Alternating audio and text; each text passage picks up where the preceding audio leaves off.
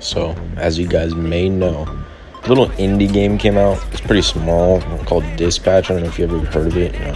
Pretty underground, but a lot of the characters in it are really, really sick. And I was thinking, hey, what would happen if I took those characters and see if they could run the UFC lightweight gauntlet for just their respective divisions? Obviously, most of them have powers except for the bums, so we're going to be doing without powers based on what they've shown. This will also include their physique, weight, etc., etc. And this all came about because, hey, I like Dispatch, and hey, I like UFC. So, hey, there's also mad Dispatch videos going around right now, and I've never seen anyone cover it like this. So if I'm the first one, finally get some views. So anyway, first one, obviously, main character, Robert Robertson the Turd. See, this guy, he's just a normal human, and I have yet to check his weight and shit, so let me do that real quick. So I'm a little bit fucked because the weight is unknown, but I know that he's at least 5'8" because of some wiki calculations. So, and even then, I think I briefly recall him being like 5'10", 5'9", so it's in that range. And if we look at his physique, I'd say he's most likely probably going to be in the lightweight division. So let's just go ahead and match him up with the top 10 ranked. So first up, we got Renato Moicano. He's actually very, very good grappler. He's Brazilian, so that should tell you enough. The Brazilians are fucking crazy. Right behind the Dagestanis. Closer to China anyway, they should go to ONE FC. Robert, pretty shit feats. He's just a normal dude, so I think he's getting his ass whooped pretty decently. It is stated that he took on 10 goons at once, whatever the fuck that means. And the next guy I want to do is Phenomenal Man, and I need to check his stats too. So, after a brief little review, apparently the stat guides say he's around 6'4", and I don't really know his weight because none of these dudes like to give me the fucking weights. But he looks to be around like 230, 240. I'm 260 rotor. But I think I'm going to have to put him in the heavyweight division. So, yeah, that means he's going to be going against some fucking monsters. So, to kick it off, we're going to start with Marcin Tybura. And don't get me wrong, this guy's a fucking crazy wrestler, especially if you see his highlights. But I think Phenomenon's too built. And even though he is based on most of his powers, like in terms of fighting style, I think he actually could probably put up a good fight. So I'm going to say he passes this. Next guy we got is Ante Delija. And a little bit fun fact about this guy is that he actually has a third nipple. So he's also a freak like Omni-Man or Phenomenon. And this guy actually finished Marcin Tybura in the first round. And giving that to Phenomenon was actually pretty iffy. So I gotta say Phenomenon stops here, dude. It's crazy. And you know what? Even if Phenomenon did make it, he'd get the shit beat out of him by Derek Lewis. For those of you that don't know, Derek Lewis is probably the best knockout artist in the entire sport. If you check his record, it's honestly crazy. Like, knocking people out is literally what made him famous. Dude is a monster. Phenomenon is not getting past heavyweight. The next dude I want to do is definitely Punch Up, because Punch Up, man, dude, probably one of the best candidates for this video. This guy is like 3 foot tall, and he probably weighs 250. But the thing about Punch Up is, he's as strong as 10 guys, and his strength isn't his superpower, it's picokinesis or something like that, which allows someone to increase the density of their own body. So this guy's just naturally a freak of nature. And even if we wanted to take it out, it's still just his physicality. So that'd be cheating, since it's not technically a superpower, it's just how he's built. And the game and official little wikis say that he's 3'3", and looking at his appearance, I'd say around 170 maybe, because you have to account for the fact that he's like tiny.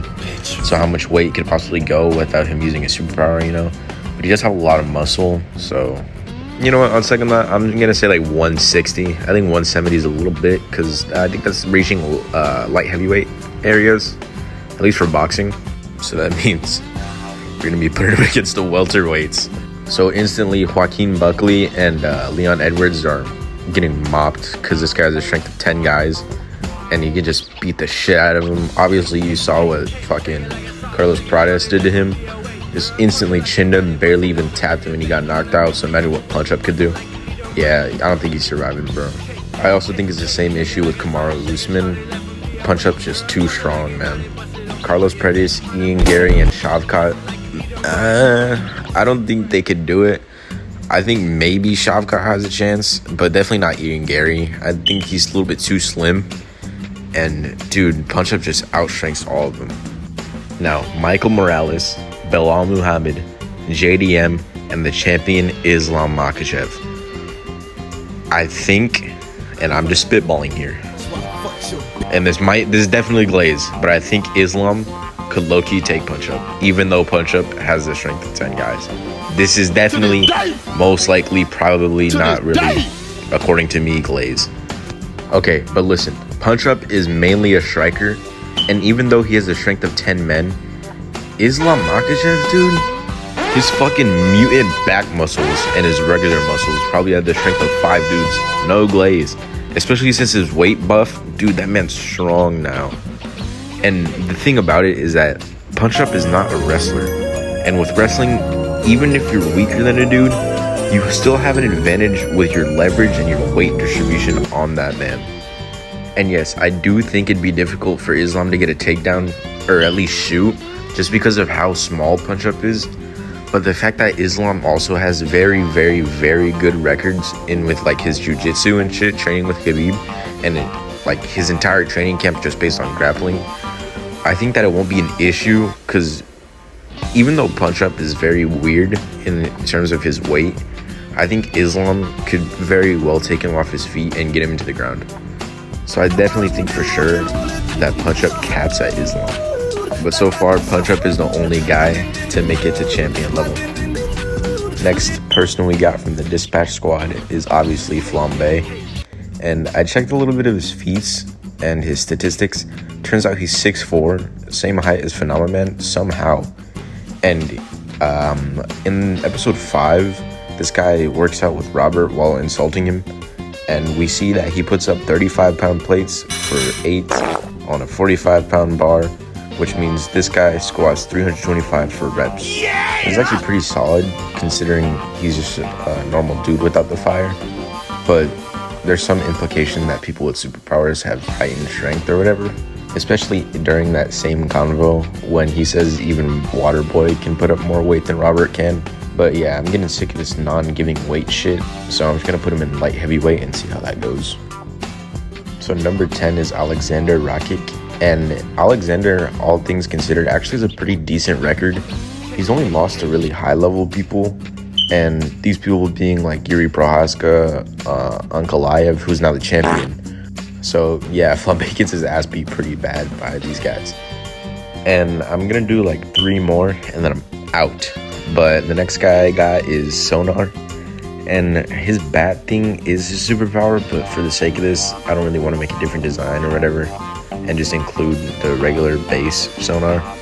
So with his bat face and all that, that's really the only thing he has going for him. His physicality is pretty ass, and sure, he's smart, but if you put him up against a UFC fighter, he's getting his ass whooped. But I will give him a chance, because unlike all these other fucks, this guy actually has his height and weight listed. Oh my god. Thank you. So, on an official document, he's 5'9", weighing 171 pounds. This means that he barely makes the cut to bulk up for a possible middleweight fight.